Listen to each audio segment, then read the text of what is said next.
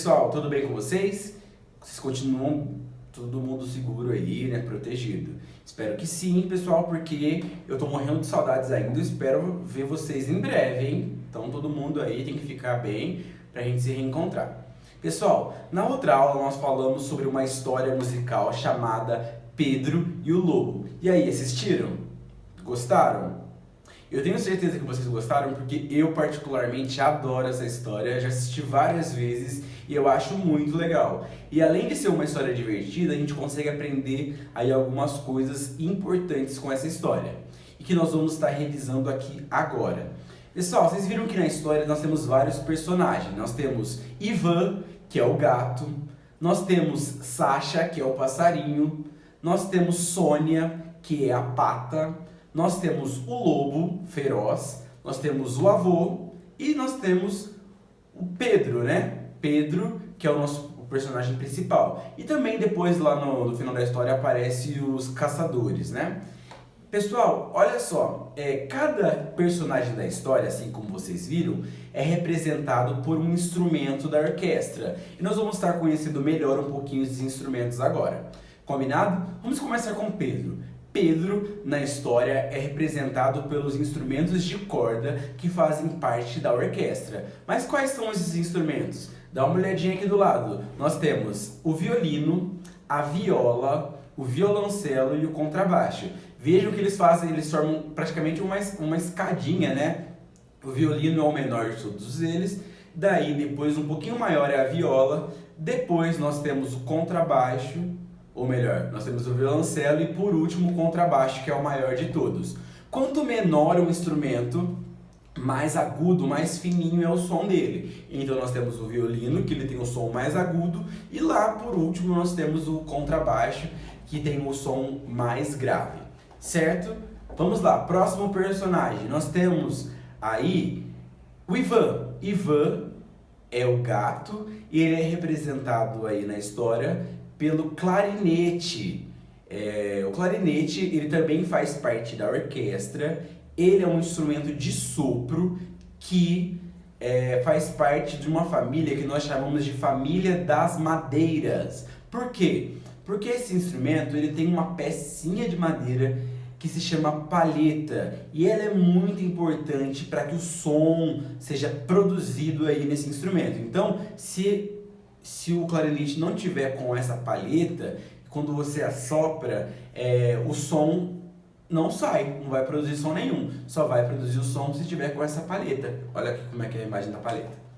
Tá bom? Vamos lá. Próximo personagem nós temos... Vamos continuar na mesma família? Vamos falar aí da Sônia, que é a pata, que é representada na história pelo oboé.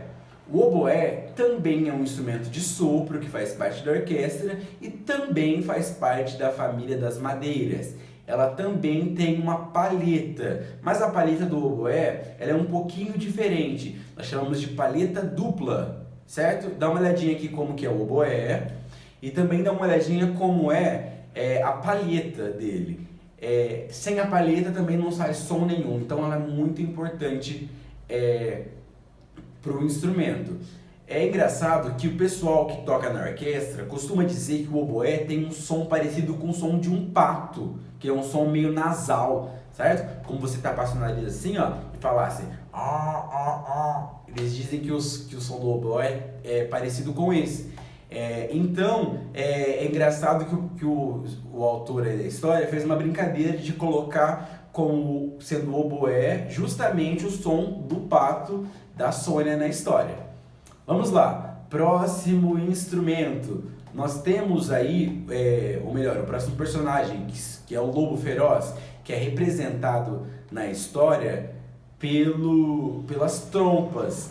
As trompas são instrumentos de sopro também, fazem parte da família dos metais, diferente do clarinete e do oboé. Então, apesar desses instrumentos, dos três serem de sopro, as trompas elas fazem parte de uma outra família, que é a família dos metais. Olha lá, a trompa é um instrumento bonito, né, dourado, que você precisa ter muita força nos lábios para conseguir tocar esse instrumento. mas é um som muito bonito, assim como vocês conseguiram ver aí na história.